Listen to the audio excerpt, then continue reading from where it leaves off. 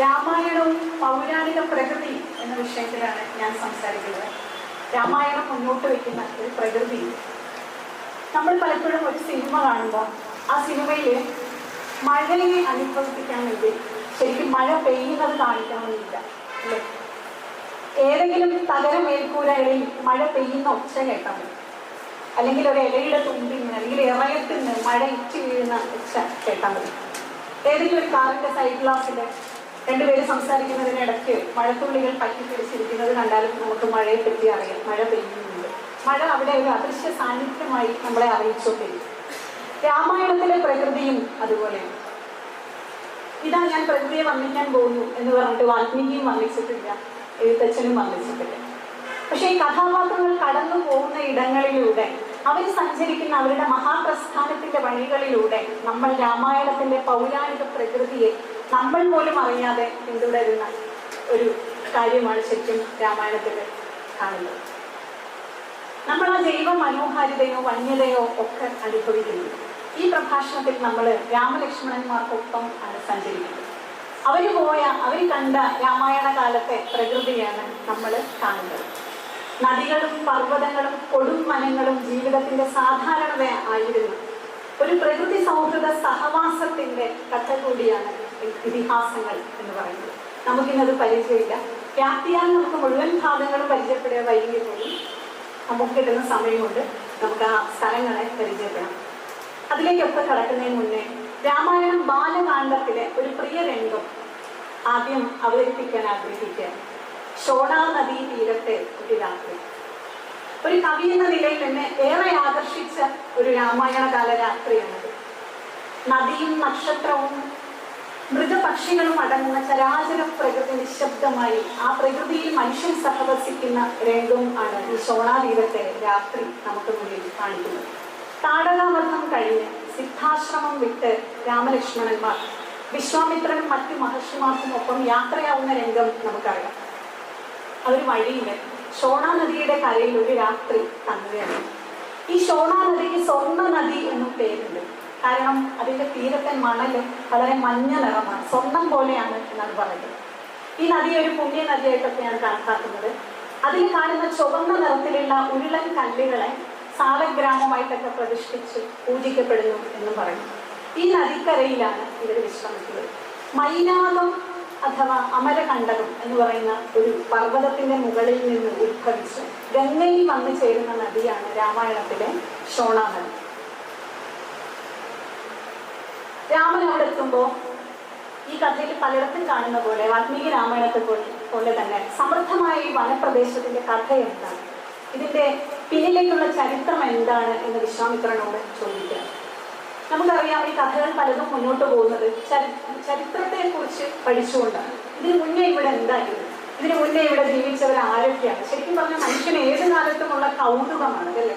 നമുക്ക് മുന്നേ ആരായിരിക്കും നമ്മൾ താമസിച്ച സ്ഥലത്ത്. നമുക്ക് നിർഭാഗ്യവശാൽ നമ്മുടെ 4 തലമുറകൾക്കപ്പുറം പിന്നിലേക്ക് പോയി ചിന്തിക്കാൻ കഴിഞ്ഞുകൊള്ളുന്നില്ല. ഇവിടെ ഈ കഥകളൊക്കെ നമ്മൾ അതിലേക്ക് വരും. കഥകളൊക്കെ കുറെ പറഞ്ഞു. അതിനുശേഷം വിശ്വാമിത്രൻ പറഞ്ഞു പാതിരാവ് കഴിഞ്ഞു, ഇനി ഉറങ്ങാനുള്ള സമയമാണ്. അപ്പൊ നമുക്ക് ഉറങ്ങാം എന്ന് പറയുന്നതിന് മുന്നേ വിശ്വാമിത്രൻ ആ രാത്രിയെ കുറിച്ചൊന്ന് പറയുന്നത്. നിഷ്പന്ദ തരവ സർവേ, സർവതരിക്കളും നിഷ്പന്ദങ്ങളും അനക്കമില്ലാതെ ഉറക്കത്തിൽ എന്ന പോലെ നിൽക്കുകയാണ്. നിലീല മൃഗപക്ഷിനഹം, മൃഗപക്ഷികൾ ഉറക്കത്തിലാണ്, നിദ്രയിലാണ്. നൈശേന തമസ വ്യാപ്ത ദിശശ്ച രഘുനന്ദന, നിശയുടെ കൊടും തമസ് സർവ്വദിക്കുകളിലും വ്യാപിച്ചിരിക്കുന്നു രഘുനന്ദന രാമ, നമുക്ക് ഉറങ്ങാനായി. പ്രാചീനമായ ആ രാത്രി ഒരു നദീതീരത്ത് തുറന്ന പ്രകൃതിയിൽ, ഒരടച്ചുറപ്പുമില്ലാത്ത ആ തുറന്ന പ്രകൃതിയിൽ നദീതീരത്ത് വിശ്രമിക്കുകയാണ് രാമലക്ഷ്മണന്മാരും വിശ്വാമിത്രൻ. രാത്രിയുടെ പൂർവ്വയാമങ്ങൾ കഴിയുകയാണ്. ശനീർ വിസൃജ്യതേ സന്ധ്യ, സന്ധ്യ കഴിഞ്ഞു, രാത്രിയുടെ പൂർവ്വയാമങ്ങൾ അവസാനിച്ചു. ഇവിടെയാണ് മനോഹരമായ ഒരു ഉപമ വാൽമീകി ഉപയോഗിക്കുന്നത്. അദ്ദേഹം ഒരു കവിയാണ്, ആദികാവ്യം രചിച്ച കവിയാണ് എന്ന് നമ്മളെ കണ്ണു തുറപ്പിച്ചു വരുന്ന ഒരു മനോഹരമായ ഉപമ ഇവിടെ വാൽമീകി ഉപയോഗിക്കുന്നുണ്ട്. നഭോ നേത്രൈര്യം ആവൃതം നക്ഷത്ര താരാഗഹനം ജ്യോതിർഭിരവഭാസതേ. നോക്കൂ, കുടിലത്തിൽ കിടക്കുന്ന 3 മനുഷ്യർ മുകളിലേക്ക് നോക്കിയാൽ കാണുന്നത് എന്താണ്? ഇരുണ്ട ആകാശമാണ്, അല്ലെ? ഇരുണ്ട ഇരുണ്ട ആകാശത്ത് തെളിഞ്ഞ നക്ഷത്രങ്ങളും താരാപഥങ്ങളും കാണുമ്പോൾ ഇവർക്ക് തോന്നുകയാണ് ആകാശം അതിന്റെ പ്രകാശപൂർണമായ കണ്ണുകൾ തുറന്നു വെച്ചിരിക്കുകയാണ്. എത്ര മനോഹരമായ രൂപമാണത്. ഇരുട്ടത്ത് നക്ഷത്രങ്ങളെ കാണുമ്പോൾ ആകാശത്തിന്റെ പ്രകാശപൂർണമായ കണ്ണുകൾ തുറന്നിരിക്കുകയും അത് തങ്ങളെ നോക്കുകയുമാണ് എന്നാണ് ഇവർക്ക് അനുഭവപ്പെടുന്നത്. തീർന്നില്ല, നക്ഷത്രങ്ങൾ ഉദിച്ചുകൊണ്ട് മാത്രമായില്ല, ലോകാന്ധകാരത്തെ നീക്കുന്ന ചന്ദ്രനും ഉദിക്കുകയാണ്. ഉത്തിഷ്ഠതേജ ശീതാംശു ശശി ലോക തമോനുത. എങ്ങനെയാണ് ചന്ദ്രൻ ഉദിച്ചിരിക്കുന്നത്? ലോകത്തെ എല്ലാ ജീവികളെയും സന്തോഷിപ്പിച്ചുകൊണ്ടാണ്. ക്ലാദയും പ്രാണിനാം ലോകെ മനാംസി പ്രഭയാശ്രയ. സ്വന്തം പ്രഭയാൽ ആ രാത്രിയിലുള്ള സകല ചരാചരങ്ങളിൽ ലോകത്തെ മുഴുവൻ സന്തോഷിപ്പിച്ചുകൊണ്ട് ചന്ദ്രൻ ഉദിച്ചു നിൽക്കുകയാണ്. ഇനി ഇങ്ങനെ സുന്ദര ജീവികൾ മാത്രമേ രാത്രിയിൽ കാണുള്ളൂ. നമ്മൾ കണ്ടതെല്ലാം നക്ഷത്രവും ചന്ദ്രനും ചേരുന്ന മനോഹരമായ ഭൂപ്രകൃതിയാണ്. ഇത് മാത്രമാണോ രാത്രിയിലുള്ളത്? അല്ല, രാത്രിയിൽ വേറെ ആൾക്കാർ ഇറങ്ങി നടക്കുന്നുണ്ട്. നൈശാനി സർവഭൂതാനി പ്രചരന്തി തപസ്കഥ യക്ഷ രാക്ഷസ സംഘാശ രൗദ്രാഷ്ട പിശിദാശനം. ആരൊക്കെയാ നടക്കുന്നത്? ഇരുട്ടത്ത് സഞ്ചരിക്കുന്ന നിശാചര ജീവികൾ, യക്ഷരാക്ഷസാദികൾ, മാംസഭോജികളെല്ലാം ഇരുട്ടിന്റെ മറ്റൊരു വശത്തുകൂടി സഞ്ചരിച്ചു തുടങ്ങിയിരിക്കുന്നു. ഈ രാത്രിയിൽ നമുക്ക് ഉറങ്ങാം എന്നാണ് പറയുന്നത്. യക്ഷയാമം എന്നൊക്കെ കേട്ടിട്ടില്ല. യക്ഷയാമം എന്ന് നമ്മൾ ഇതിഹാസത്തിലും മഹാഭാരതത്തിലും പറയും. യക്ഷന്മാർക്ക് സഞ്ചരിക്കാൻ ഒരു സമയമുണ്ട്. അത് കൃത്യമായിട്ട് രാത്രിയുടെ ഇന്ന വിനാഴിക ഇന്ന യാമം എന്നൊക്കെ കൃത്യമായി മഹാഭാരതത്തിൽ പറഞ്ഞിട്ടുണ്ട്. ആ സമയം അവരുടേതാണ്. ആ സമയം അവർ സഞ്ചരിക്കുന്നിടത്ത്, കഥയാണ് കേട്ടോ, മഹാഭാരതത്തിലെ കഥയാണ്. ആ സമയത്ത് അവർ സഞ്ചരിക്കുന്നിടത്ത് വിഘ്നം സൃഷ്ടിക്കാൻ പാടില്ല. നമുക്ക് ജയിക്കാൻ കഴിവുള്ള മനുഷ്യരല്ല, അങ്ങനെയല്ല യക്ഷന്മാരെ മഹാഭാരതം അവതരിപ്പിക്കുന്നു. ഒരു മനുഷ്യനും അർജുനനൊഴികെ യക്ഷനോട് മത്സരിച്ച് ജയിച്ചിട്ടില്ല. കർണനെ അടക്കം തോൽപ്പിച്ച വ്യത്യസ്തമായ പോരാളി ജീവിതമുള്ള വ്യക്തികളായിട്ടാണ് ശരിക്കും ഇതിഹാസം യക്ഷന്മാരെ അവതരിപ്പിക്കുന്നത്. അങ്ങനെയുള്ള ആൾക്കാരെല്ലാം ഇറങ്ങി നടക്കുന്ന ഒരു രാത്രിയാണ് ശരിക്കും ഈ പുരാതന രാത്രി. രാമായണ കാല പ്രകൃതിയുടെ ഒരു സുന്ദര നിമിഷത്തെയാണ് അനാവരണം ചെയ്യുന്നത്. മനുഷ്യൻ മറ്റൊരു അവയവമായി പ്രകൃതിയോട് ചേർന്നിരിക്കുന്ന ഒരു പ്രാചീന കാല രാത്രി നമുക്കൊരു പക്ഷേ ഇപ്പൊ അനുഭവിക്കാൻ കഴിയില്ല. അത് ശരിക്കും ആ കാലത്തെ ഒരു പുരാതന ജീവിതത്തിൽ കൂടിയാണ് പ്രതിനിധീകരിക്കുന്നത് അല്ലേ രാമായണത്തിൽ. നമ്മൾ ഇപ്പൊ കാണുകയാണെങ്കിൽ ശരിക്കും ഷോണ നദിയുടെ അപ്പുറത്ത് കുന്നിടിച്ചുണ്ടാക്കിയ ഒരു റിസോർട്ട് ഉണ്ടാവും. അതിന്റെ വൈദ്യുതാലങ്കാരങ്ങൾ നദിയിൽ പ്രതിഫലിക്കണം. ഏതെല്ലാമോ ഫാക്ടറികളുടെ കരിജലം ഒഴുകിച്ചേർന്ന് അതിന്റെ ഉപരിതലം കരി പുരണ്ടതായിരിക്കണം. വാഹനങ്ങളുടെ ഹോണടിയോ ചെവി തകർക്കുന്ന ഘോര സംഗീതമോ ശരിക്കും ഈ ഷോണ നദീ തീരത്തെ രാത്രിയിലില്ല. പക്ഷെ നമ്മുടെ ഭാവനയുടെ പശ്ചാത്തലത്തിൽ നമ്മൾ ആ രാത്രിയെ സങ്കല്പിക്കുമ്പോൾ ചിലപ്പോൾ ഇതെല്ലാം കാണും. നമ്മുടെ കുഞ്ഞുങ്ങളോട് കാട് കണ്ടിട്ടുണ്ടോ? നമ്മളോട് തന്നെ കാട് കണ്ടിട്ടുണ്ടോ എന്ന് ചോദിച്ചാൽ നമുക്ക് ഭാവന ചെയ്യാൻ പറ്റുന്ന കാട് ഏതാണ്? എൻ്റെ കുഞ്ഞുങ്ങളോട് ചോദിച്ചാൽ ഒരു പക്ഷേ അവർ പറയുന്ന കാടിന് അക്കേഷ്യയും യൂക്കാലിപ്റ്റസും റബ്ബർ മരങ്ങളും ഒക്കെ ഉണ്ടാവും. നല്ല നൈലോൺ സാരിയൊക്കെ കൊടുത്ത് നമ്മൾ സീരിയലുകളിലൊക്കെ കാണുന്ന പോലെ ഇതിഹാസ സീരിയലുകളിൽ വളരെ പ്ലീറ്റ് ഒക്കെ എടുത്ത് കുത്തി സെറ്റ് പിന്നൊക്കെ കുത്തി നെയിൽ പോളിഷ് ഇട്ട ലിപ്സ്റ്റിക് ഇട്ട നായികമാർ രാത്രിയിൽ പോലും അങ്ങനെ ഉറങ്ങാൻ പോകുന്ന ഒരു തരം വിചിത്ര പശ്ചാത്തലമാണ് ശരിക്കും പറഞ്ഞാൽ സൃഷ്ടിച്ചു വയ്ക്കുന്നത്. നമ്മൾ ഒന്നുകൂടെ സൂക്ഷിച്ച് നോക്കിയാൽ മോളിലൂടെ ഒരു കറണ്ട് കമ്പി പോകുന്നതും കാണാം.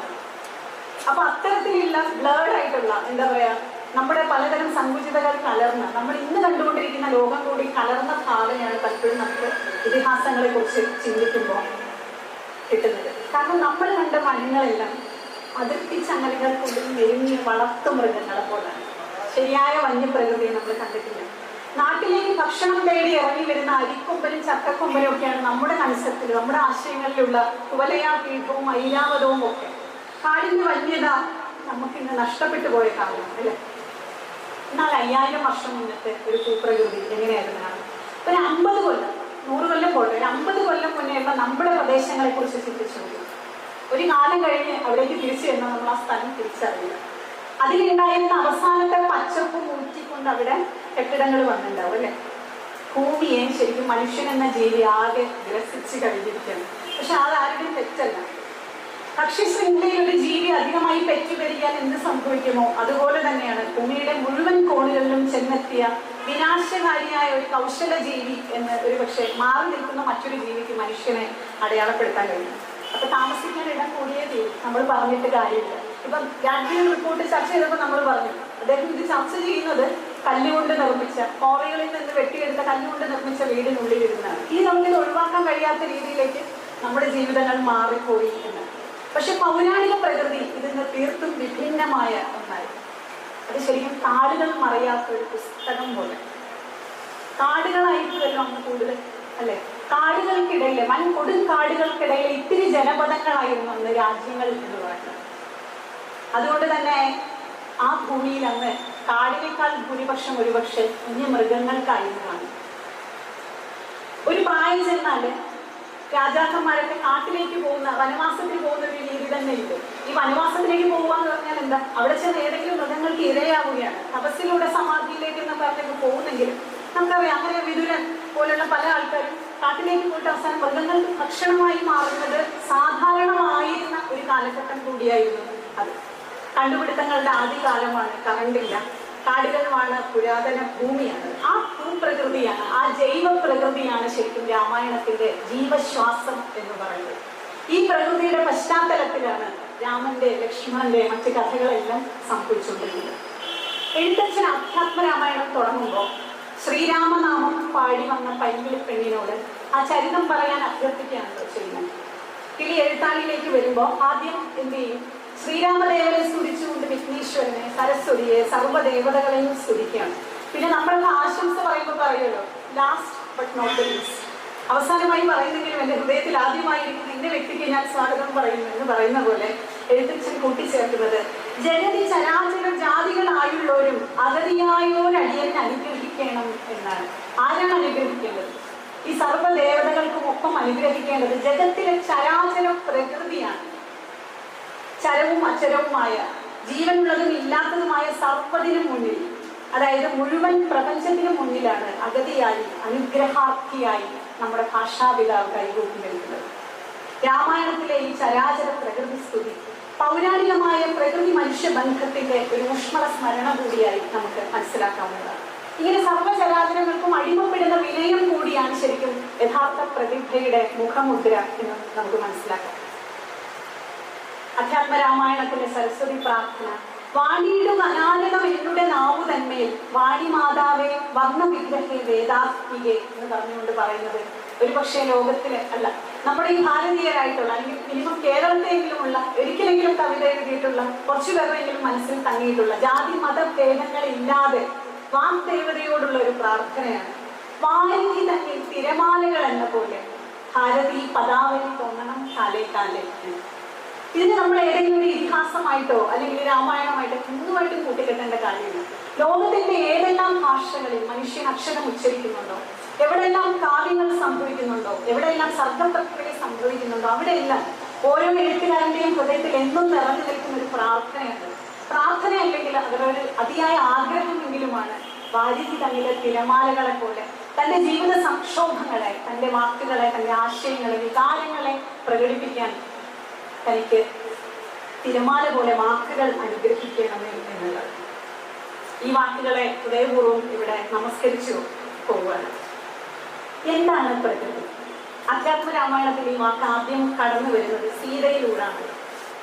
രാമൻ നിർദ്ദേശപ്രകാരം ഹനുമാൻ സീത തത്വം ഉപദേശിക്കുകയാണ്. മോക്ഷാർത്ഥം തത്വം വെളിപ്പെടുത്തുകയാണ്. വെളിപ്പെടുത്തുന്നത് എങ്ങനെയാണ്? എന്നുടെ തത്വം ഇനി ചൊല്ലിടാം ഉള്ള വണ്ണം നിന്നോട് ഞാൻ താൻ മൂലപ്രകൃതിയായിടോ എന്നാണ് സീത പറയുന്നത്. ഞാൻ തന്നെയാണ് മൂലപ്രകൃതി. ഈ മൂലപ്രകൃതി എന്ന് പറയുന്നത് സാഖ്യദർശനവും മറ്റും വിശദീകരിക്കുന്ന പ്രകൃതി പുരുഷ സംയോഗം, സൃഷ്ടി മുതലായ ദാർശനികമായ വശങ്ങളെയാണ് നമ്മൾ ഉദ്ദേശിക്കുന്നത്. സാത്വിക പ്രകൃതിയും പുരുഷനും മഹത്വം, സാത്വിക രാജസ താമസ അഹങ്കാരങ്ങളും, പഞ്ചജ്ഞാനേന്ദ്രിയങ്ങളും പഞ്ചകർമ്മേന്ദ്രിയങ്ങളും മനസ്സും പഞ്ചതന്മാത്രകളും പഞ്ചമഹാഭൂതങ്ങളും അടങ്ങുന്ന 24 തത്വങ്ങളാണ് സാഖ്യദർശനത്തിലെ അടിസ്ഥാന ഘടകങ്ങൾ എന്ന് പറയുന്നത്. അതിലേറ്റവും അടിസ്ഥാന ഘടകം ആദ്യത്തേതാണ് മൂലപ്രകൃതി. ലോകത്തിൽ മുഴുവൻ പിതാവ് പരമാത്മാവും മാതാവ് മൂലപ്രകൃതിയുമാണെന്ന ഗീതയിലെ വാക്യം ഇവിടെ ഓർക്കാവുന്നതാണ്. സർവയോനിഷു കൗന്ദേയ മൂർത്തയ സംഭവന്തിയ താസാം ബ്രഹ്മമഹദ്യോനി അഹം ബീജപ്രദപിത. പിതാവ് പരമാത്മാവാണ്, മാതാവ് മൂലപ്രകൃതിയാണ് എന്നുള്ളത്. ഇത് ദർശനപ്രകാരമുള്ള പ്രകൃതിയാണ്. നമ്മളിവിടെ കാണുന്നത് രാമായണം ഭൂപ്രകൃതിയാണ്. സീതയെ തന്നെ എടുത്തു കഴിഞ്ഞാൽ സീത ആരാണ്? ഭൂമിപുത്രിയാണ്, അല്ലേ? യാഗത്തല ഉഴുതപ്പോ സ്വർണ്ണപ്പെട്ടിയിൽ കിട്ടി എന്ന് പറയുന്ന ഭൂമിയോട് ചേർന്ന പ്രകൃതിയിൽ നിന്ന് കണ്ടെടുക്കപ്പെട്ട മകളാണ് സീത തന്നെ. ഇനി ഇതൊന്നുമല്ലാതെ നമ്മുടെ ചുറ്റുമുള്ള ജൈവികതയെ സൂചിപ്പിക്കാനായിട്ട് നമ്മൾ നിത്യം കണ്ടക്ഷോഭം ചെയ്തുകൊണ്ടിരിക്കുന്ന ഒരു വാക്കാണ് പ്രകൃതി. എവിടെയെല്ലാം എന്നിവിടെ മണ്ണിടിഞ്ഞാൽ അപ്പൊ നമ്മൾ പ്രകൃതി നശിപ്പിച്ചു, പ്രകൃതി നശിക്കുന്നു, എന്നിട്ട് നമ്മൾ എന്താ ചെയ്യുന്നത്? ശരിക്കും സീത എനിക്ക് തോന്നുന്നു നമ്മുടെ ജീവിതവുമായിട്ട് നമ്മൾ നിരന്തരം ഉപയോഗിക്കുന്നെങ്കിലും നമ്മുടെ ജീവിതവുമായി വളരെ അകന്നു നിൽക്കുന്ന ഒരു സംഭവം കൂടിയാണ് ഇപ്പൊ പ്രകൃതി. ആദ്യം രാമായണ കഥ സീതയൊന്ന് ചുരുക്കി പറയുന്നുണ്ട്. അവിടെയാണ് ശരിക്കും ആദ്യം ചിത്രകൂടവും ദണ്ഡകാരണ്യവും പഞ്ചവടിയും എല്ലാം അടങ്ങുന്ന പ്രകൃതിയുടെ ഒരു വിഹക വീക്ഷണം അല്ലെങ്കിൽ ഒരു ചെറിയ ഗ്ലിംസ് എന്ന് പറയാം നമുക്ക് ആദ്യം കിട്ടുന്നത്. വാൽമീകി രാമായണത്തിലാണെങ്കിൽ നാരദ മഹർഷി വാൽമീകിയോട് ചോദിക്കുന്നതാണല്ലോ ആദ്യത്തെ ശ്ലോകം. ആ ശ്ലോകത്തില് നാരദ മഹർഷി പറയുന്ന മറുപടിയിൽ ഈ പ്രദേശങ്ങളെല്ലാം രാമായണ ഭൂപ്രദേശങ്ങളെല്ലാം വളരെ ഒരു ബ്ലേഡായിട്ട് വളരെ അവ്യക്തമായിട്ട് ഒന്ന് പറഞ്ഞു പോകുന്നുണ്ട്. ശരിക്കും കാട് കടന്നു വരുന്നത് രാമലക്ഷ്മണന്മാരുടെ ധനുർവേദ അഭ്യാസത്തിന് ശേഷം ആണ്. ബാണതൂണീര ഖഡ്ഗാദി ആയുധങ്ങളും കൊണ്ട് കാനനദേശയെ നടന്നേടിനാൻ നായാട്ടിനായി കാണായ ദുഷ്ടമൃഗ സഞ്ചയം കൊല ചെയ്താണ് എന്നാണ്. മനുഷ്യൻ ആയുധാഭ്യാസം കഴിഞ്ഞത് പരീക്ഷിക്കുന്നത് കാട്ടിലുള്ള മൃഗങ്ങളിലാണ്. കൊടുങ്കാട് ഭൂരിപക്ഷം ഉണ്ടായിരുന്ന ഒരു കാലത്ത് ഒരു പക്ഷേ രാജ്യാതിർത്തികളിലേക്ക് കടന്നു വന്ന മൃഗങ്ങളെ വേട്ടയാടാം.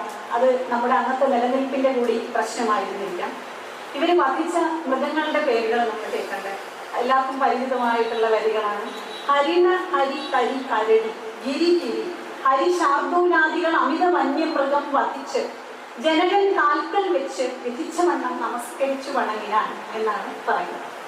മാൻ, കൊരങ്ങ്, ആന, മലയിലെ പന്നി, സിംഹം മുതലായവയൊക്കെ ഇവയൊക്കെ ശരിക്കും അയോധ്യ സമീപസ്ഥമായിട്ടുള്ള വനത്തിന്റെയും ജൈവ പ്രകൃതിയുടെയും ഒരു ലഘു വിവരണമായിട്ട് രാമായണത്തിലേക്ക് കടക്കുമ്പോൾ നമുക്ക് മനസ്സിലാക്കാം. ഇനി വിശ്വാമിത്രന്റെ യാഗം മുടക്കുന്ന നക്തഞ്ചരരെ കൊല്ലാനായിട്ട് അദ്ദേഹം ജനകനോട് സഹായം അഭ്യർത്ഥിച്ച് ദശരഥനോട് സഹായം അഭ്യർത്ഥിച്ച് ചെന്ന കഥ നമുക്കറിയാം. അപ്പോഴാണല്ലോ രാമലക്ഷ്മണന്മാർ അദ്ദേഹത്തോടൊപ്പം പോയത്. വിശപ്പും ദാഹവും ഉണ്ടാകാതിരിക്കാനായിട്ട് ബലയും അതിബലയും എന്ന രണ്ട് മന്ത്രങ്ങൾ ഉപദേശിച്ച കാര്യം നമുക്കറിയാം.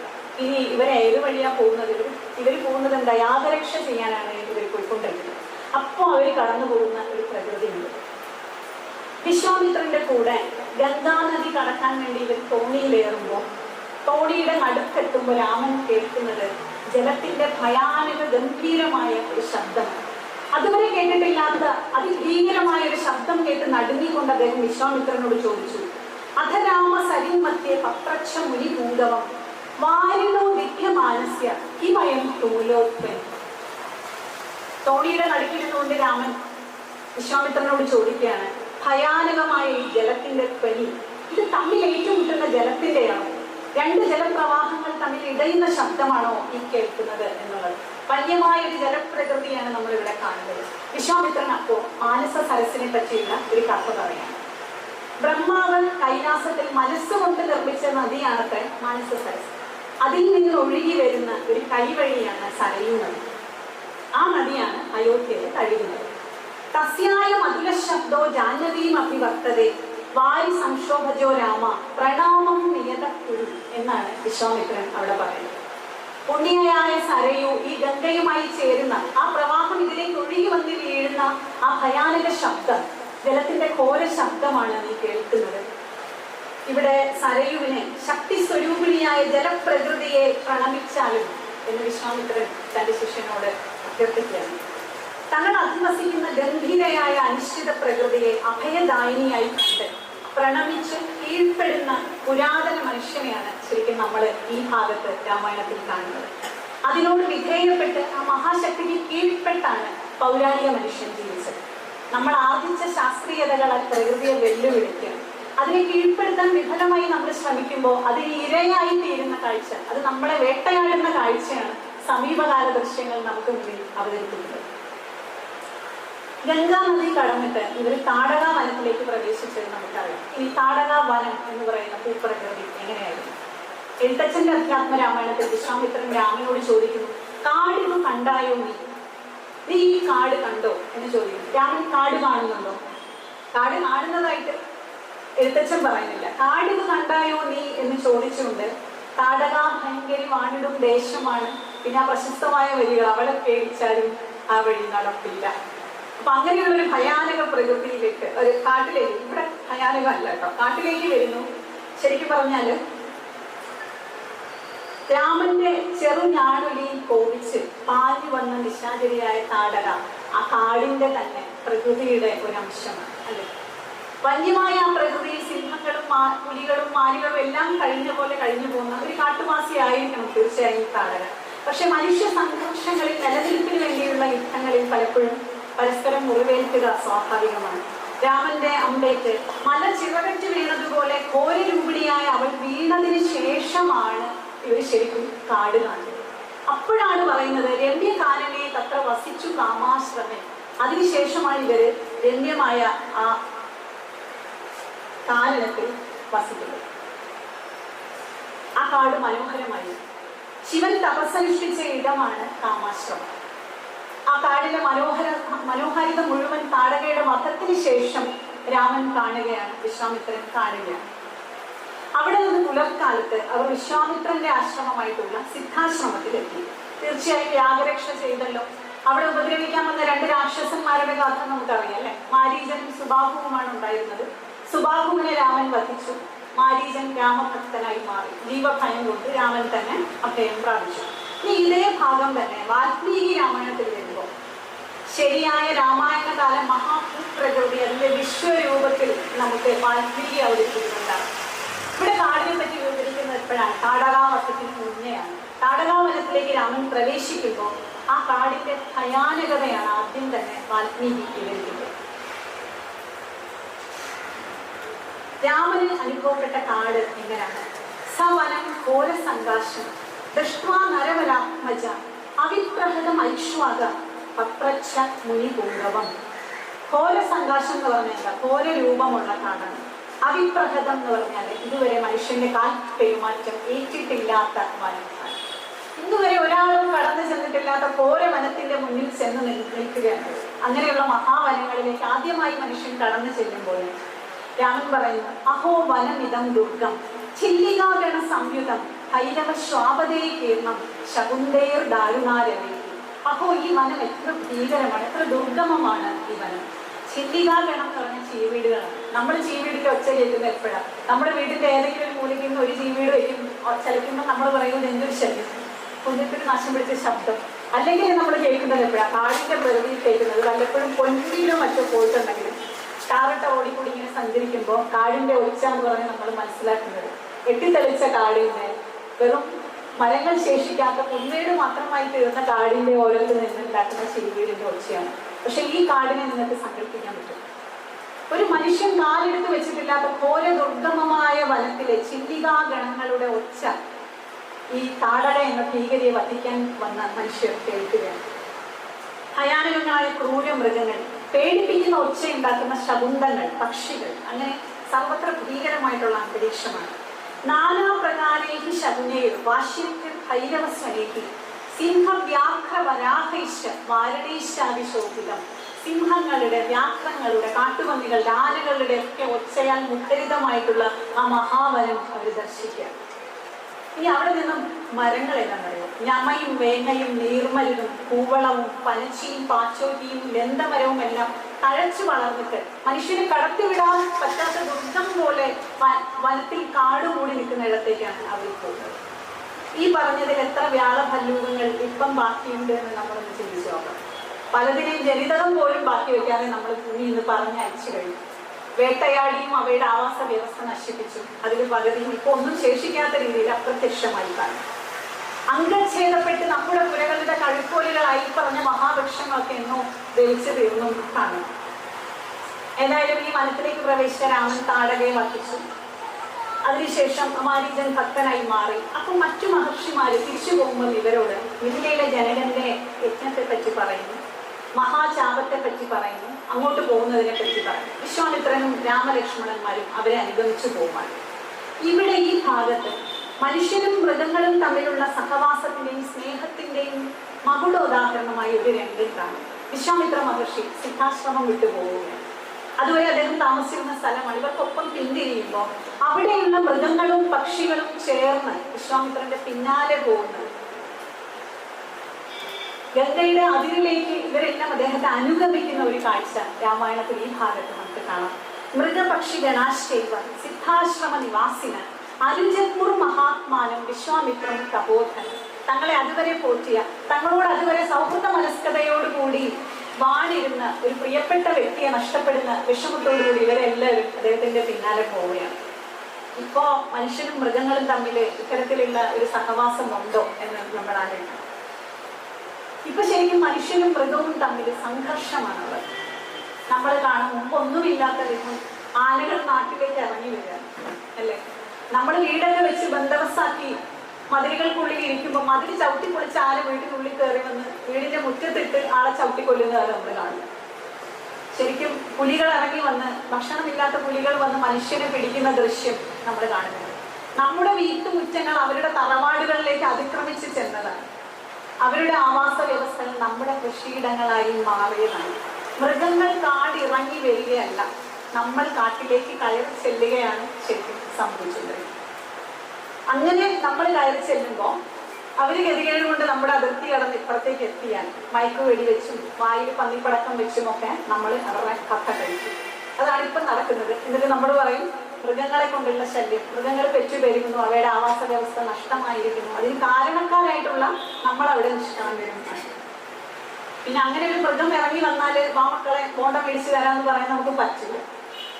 കൊല്ലുകയല്ലാതെ വേറെ നിവർത്തിയില്ല അല്ലേ. അപ്പൊ അങ്ങനെ ഒരു ഘട്ടത്തിലേക്ക് നമ്മൾ സ്വയം നമ്മുടെ പ്രകൃതിയുമായിട്ടുള്ള ബന്ധം കൊണ്ട് എത്തിച്ചേർന്നു എന്ന് പറയാം. ഇനി ഇവിടെ നിന്ന് ഇവർ എത്തിച്ചേരുന്നതാണ് നമ്മൾ ആദ്യം പറഞ്ഞ ഷോണ നദിയുടെ തീരത്ത്.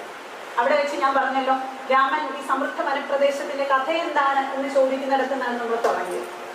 വിശ്വാമിത്രൻ ആ കഥ പറയുന്നുണ്ട്. ഈ സ്ഥലം മുമ്പ് ഭരിച്ചിരുന്നത് കുശൻ എന്നു പേരുള്ള ഒരു രാജാവ്. അദ്ദേഹത്തിന്റെ പുത്രനാണ് കുശനാഥൻ. കുശനാഥന്റെ പുത്രനാണ് ഗാന്ധിയുടെ മകനാണ് വിശ്വാമിത്രൻ. ഈ വിശ്വാമിത്രൻ ഒരു സഹോദരി ഉണ്ടായിരുന്നു. അവളുടെ പേര് സുവ്രത എന്നാണ്. സുവ്രത എന്നുള്ള ഈ സഹോദരി ഋഷീക മഹർഷിയുടെ ഭാര്യയായി ഉടലോടെ സ്വർഗത്ത് പോയി എന്നൊക്കെയാണ് പറയുന്നത്. എന്തായാലും വിശ്വാമിത്രൻ വിശ്വസിക്കുന്നത് അവൾ ഒരു നദിയായി തന്റെ അരികിലേക്ക് പ്രവഹിക്കുന്നുണ്ട് എന്നാണ്. ആ സഹോദരിക്കരികിൽ അവളെ ആശ്രയിച്ചും സ്നേഹിച്ചും പാലിച്ചും ആണ് വിശ്വാമിത്രൻ കഴിയുന്നത്. അവിടെ കൂടെ ഒഴുകുന്ന ആ നദി സ്വന്തം സഹോദരിയാണെന്നാണ് ആ മുനി പറയുന്നത്. തദോഹം ഹിമവത് പാശ്യേ വസാമി നിയതസുഖം ഭഗിന്യാം സ്നേഹ സംയുക്ത കൗശിക്യാം രഘുനന്ദന. ഞാൻ എൻ്റെ സഹോദരിക്കൊപ്പം ആണ് കഴിയുന്നത്.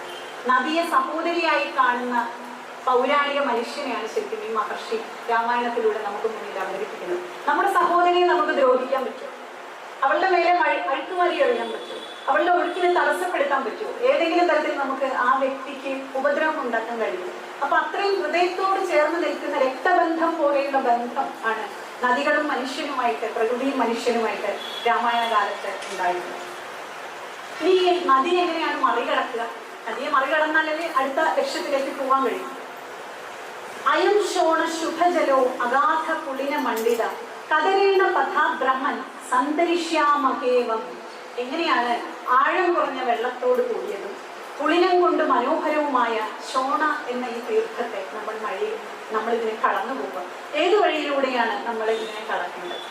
നമ്മൾ ഈ ശോണ എന്ന തീർത്ഥത്തെ മനസ്സിലാക്കണം. ആഴം കുറഞ്ഞ പുളിനങ്ങളുള്ള ശോണ എന്ന നദി ഒരു പക്ഷെ വിസ്താരമേറിയതായിരിക്കും. രാമായണത്തിന്റെ ഈ ഭാഗത്തൂടെ കടന്നു പോകുമ്പോൾ ഞാൻ ഓർമ്മിച്ചത് എൻ്റെ ഓർമ്മകളിലുള്ള തോടുകളെ.